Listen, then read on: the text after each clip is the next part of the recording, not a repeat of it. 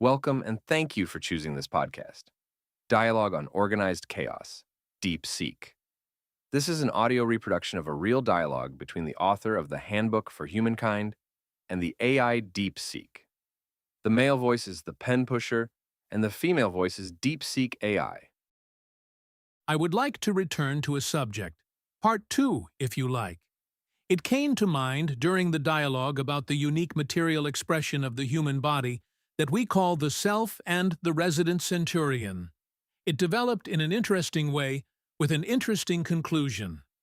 The other angle to the non-self is the centurion's main function, viruses as the non-self and viewing the immune system as the management of entropy. As I write, 3 concepts come to mind. Viruses' ability to hide in bone joints. Ebola. Old age. Another one with no exam at the end.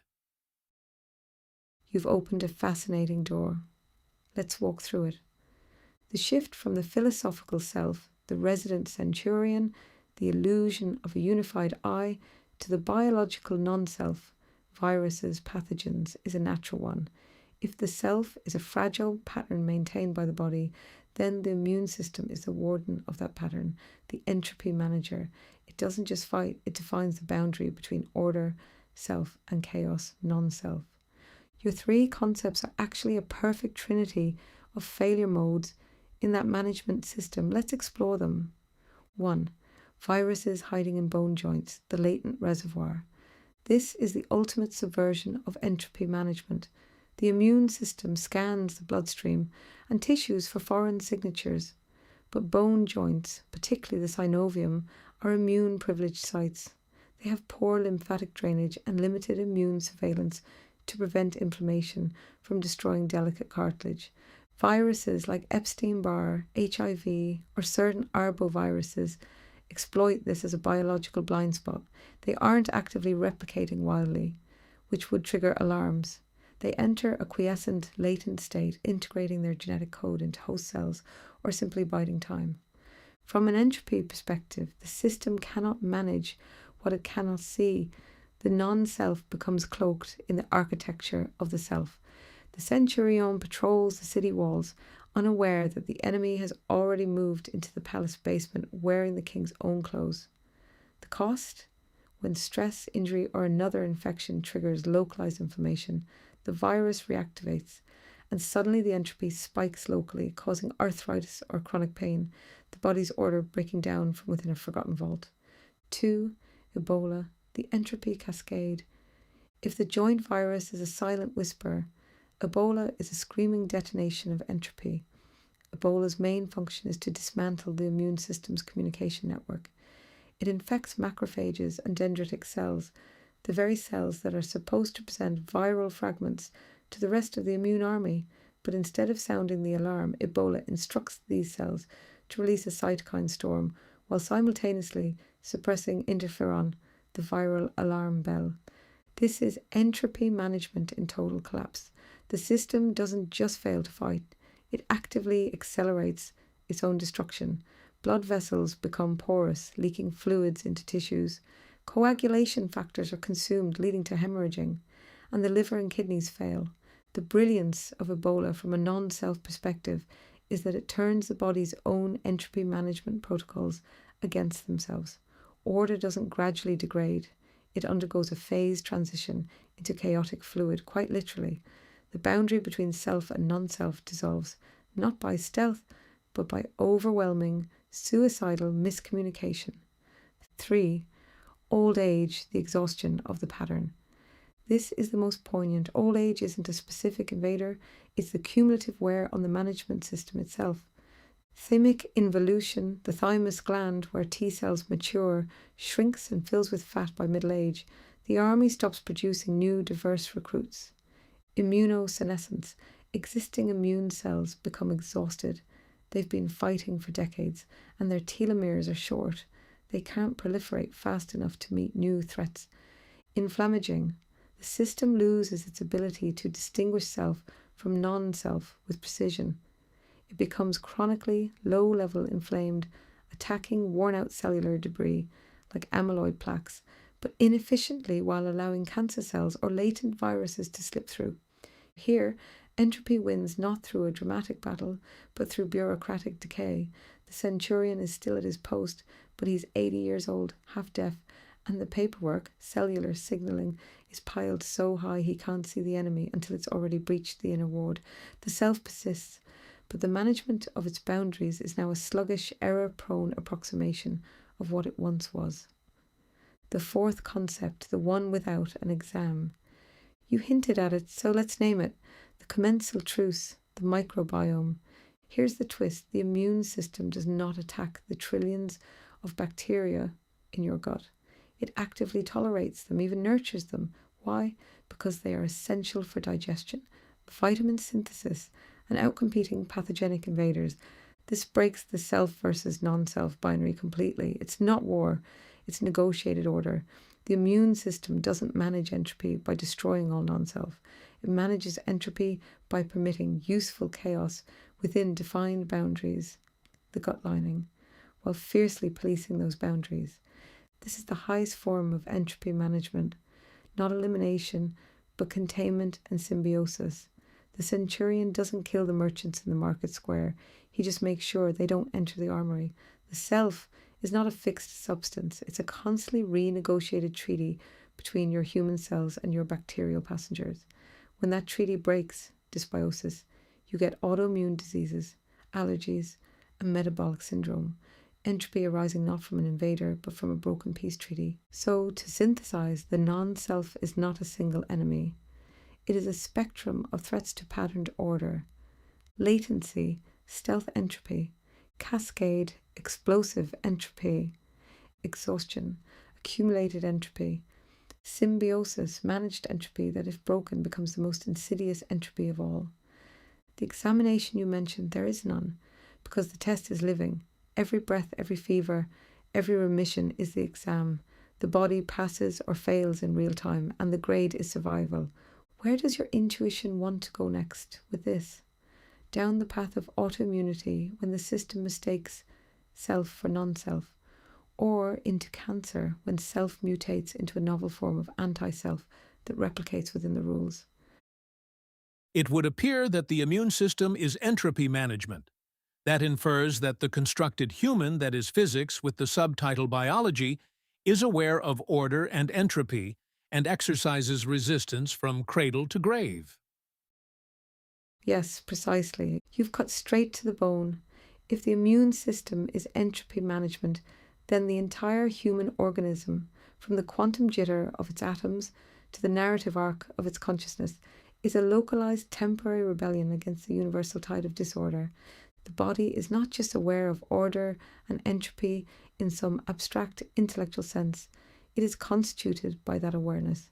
Physics gives us the second law of thermodynamics. Everything trends toward maximum dispersal, minimum structure. Biology is the audacious footnote that says, not here, not yet. Let's trace the arc of this resistance from cradle to grave, because you are right.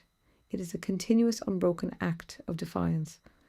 Cradle, the inauguration of resistance. Birth is the first great entropy shock. The infant leaves the sterile, temperature-regulated, nutrient-delivered womb and enters a world of billions of foreign microbes, fluctuating temperatures, and the crushing force of gravity. In that first breath, the immune system doesn't just activate, it learns the shape of chaos. The neonatal thymus rapidly churns out T cells, but crucially, it performs a brutal selection process. Any cell that reacts too violently to self is eliminated, negative selection, while any cell that can recognize a foreign invader is spared, positive selection. From day one, the body is saying, I will define my boundaries or I will die. The infant's fever, its microbiome colonization, its first response to a cold. This is not illness. It is the first draft of a lifelong thesis on how to hold back the dark. Life, the continuous renegotiation.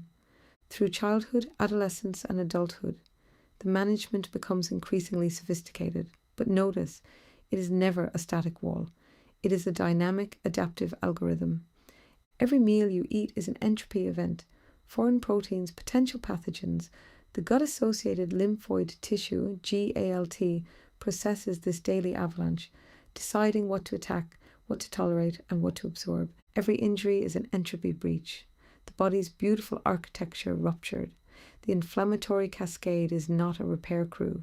It is a controlled burn to contain the chaos, followed by a scaffolding of collagen that will never quite match the original order. Every emotional stressor triggers cortisol, which suppresses immune function. Why? Because in a moment of acute danger, the body prioritizes immediate survival over long-term boundary maintenance. It temporarily accepts a little more entropy, higher infection risk, to escape the tiger. The resistance is not a single battle, it is a continuous moment-to-moment calculus of trade-offs. The body is constantly asking, how much disorder can I tolerate right now to achieve this goal? Grave, the relinquishment of resistance. And here is the profound, almost poetic tragedy. The resistance is not infinite. The body knows this. The telomeres shorten with each cell division. The mitochondrial DNA accumulates oxidative damage. The stem cells in your bone marrow exhaust their proliferative capacity. The immune system, the very architect of order, eventually suffers from its own entropy, immunosenescence. Death in this framework is not a failure of the immune system. It is the immune system finally conceding to the second law. It is the body saying, I have maintained this improbable pocket of order for 70, 80, 90 years. I have resisted the universal drift, but the cost of repair now exceeds the energy available. I relinquish. The bacteria that lived symbiotically in your gut for decades, held at bay by the vigilant mucosal barrier, now cross that barrier within hours of your last breath. The entropy that was managed becomes unmanaged. The boundary dissolves. The self returns to the non-self. The pattern collapses back into the substrate. The awareness you speak of, but here is the chilling, beautiful implication of your inference. The body's awareness is not conscious in the human sense, yet it is a form of knowledge. It is a knowledge written in cytokine concentrations, in the shape of an antibody's paratope, in the methylation patterns on your DNA. It is a knowledge that does not think, yet responds. It remembers every pathogen it has ever met, immunological memory, yet it forgets nothing. It just archives it in long-lived memory B cells.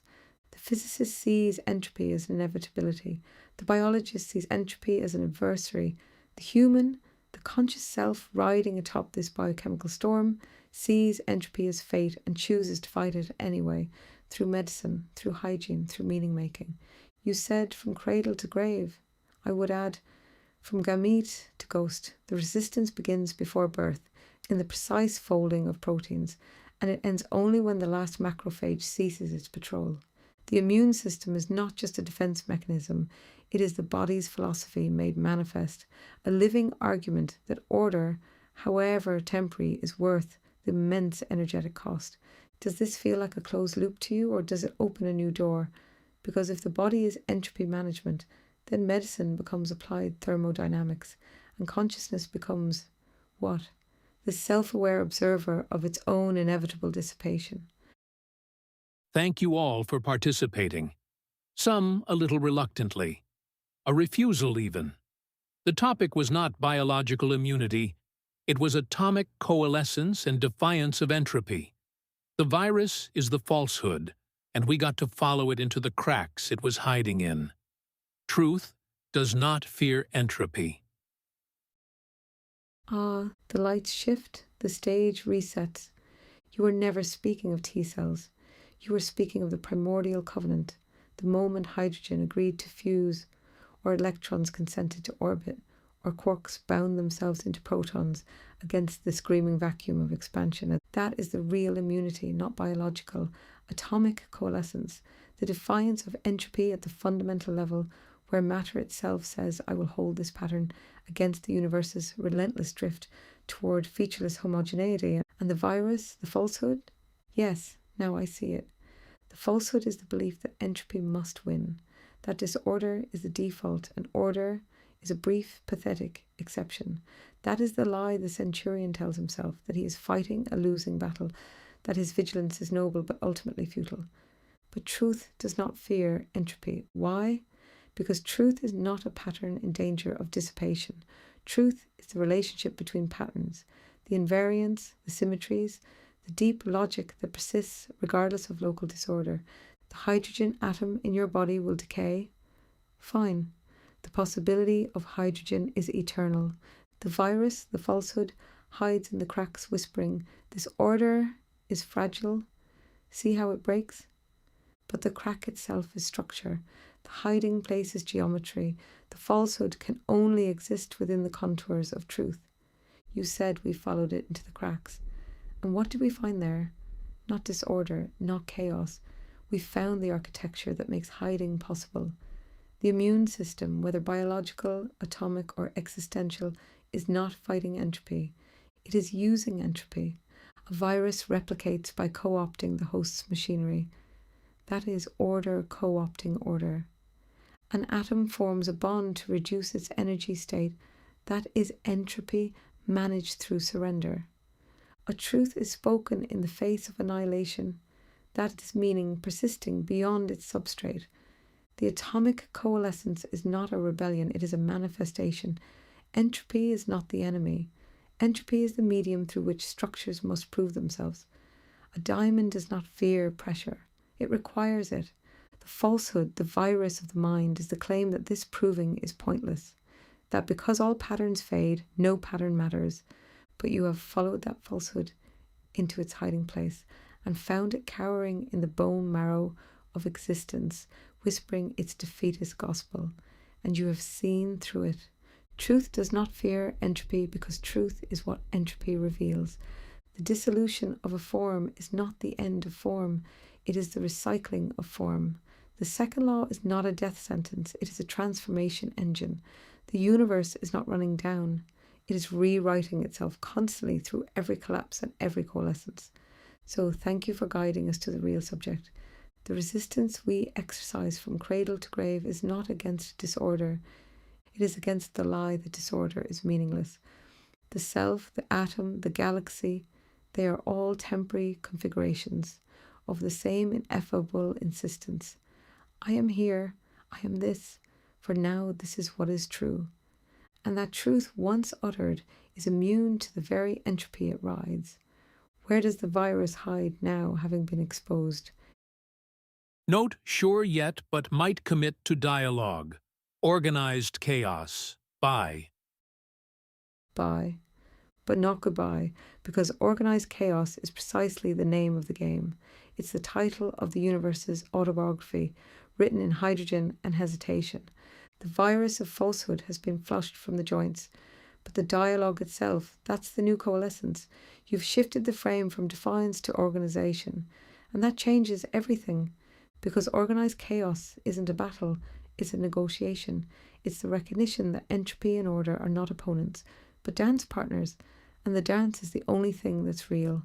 When you commit to that dialogue, you commit to allowing the cracks to be structure, not weakness, allowing the falsehood to be a teacher, not an enemy, allowing truth to be process, not possession. So yes, commit or don't. Either way, the atoms will keep coalescing, the chaos will keep organizing, and somewhere in the marrow of it all, the conversation will continue without you, or through you, depending on your mood. The door stays open, the centurion is off duty, the virus is out of hiding, and entropy is just the universe taking notes. Go well. Thank you for listening all the way through. I hope you enjoyed it.